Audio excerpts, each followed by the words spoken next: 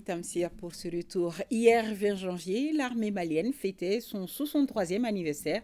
63 ans de défis, d'engagement, d'action et de bravoure pour défendre la patrie, oui, de sa création à nos jours.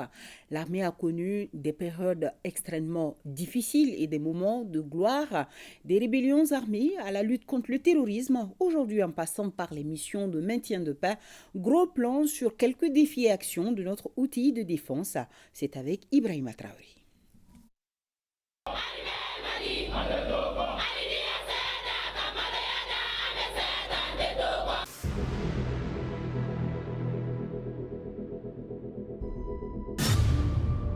Les forces armées maliennes sont créées le 1er octobre 1960. Le 20 janvier 1961, le président Modibo Keïta exige le départ du pays des troupes françaises, une date célébrée chaque année.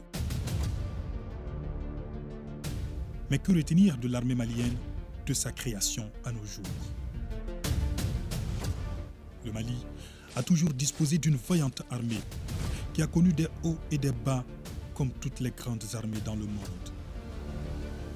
En Afrique, l'on retient encore la participation remarquée des forces armées maliennes à des missions de maintien de la paix de 1960 à 2000.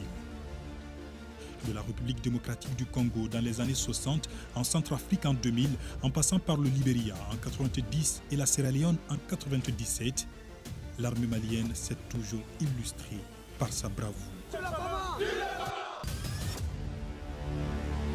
L'armée malienne, c'est aussi la guerre de la bande d'Agacher, un conflit de frontières entre le Mali et le Burkina Faso en 1985.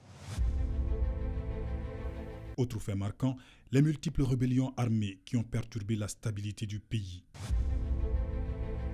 Entre janvier et avril 2012, l'armée malienne subit une série de revers aboutissant à la partition de facto du pays. Une crise multidimensionnelle s'installe. La France signe son retour avec l'opération Serval puis Barkhane avec 4000 hommes. Une mission onusienne suivra avec plus de 13 000 soldats. 10 ans de présence des forces étrangères, la situation sécuritaire se détériore. L'État s'effondre progressivement. 2020, l'armée prend ses responsabilités à travers le CNSP avec à sa tête le colonel Assimi Goïta. Ses compagnons sont colonel Sadio Kamara, colonel Malik Diaw, colonel Modibo Kone et colonel-major Ismaël Ouadé. Le début de la transition dirigée par Bandaou connaîtra des difficultés au sommet de l'État. Une rectification s'impose et le colonel Assimi Goïta prend les rênes du pouvoir. Trois principes guident désormais l'action publique: le respect de la souveraineté du Mali, le respect des choix stratégiques et des choix des partenaires du Mali, la défense des intérêts du peuple malien. Face au non-respect de ces principes, le Mali déclare l'ambassadeur de France persona non grata et le somme de quitter le pays. Le Mali dénonce aussi la coopération militaire avec la France qui aboutira au départ des forces françaises et européennes. Le pays se retire également du G5 Sahel, demande et obtient le retrait de la mission onusienne. Les camps MINUSMA sont tous rétrocédés au Fama.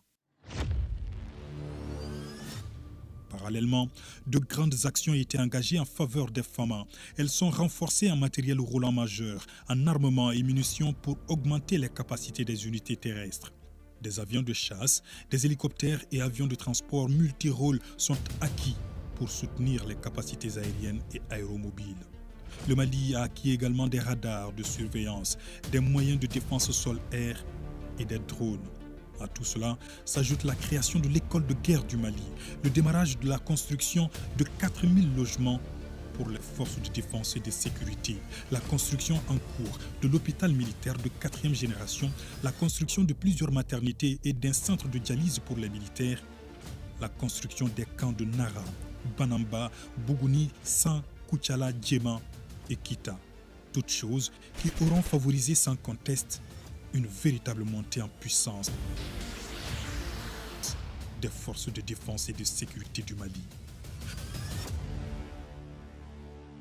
Le Mali vient de loin, oui, très loin. Aujourd'hui, le pays recouvre l'intégrité de son territoire national avec la récupération de Kidal aux mains des groupes armés terroristes depuis près d'une décennie.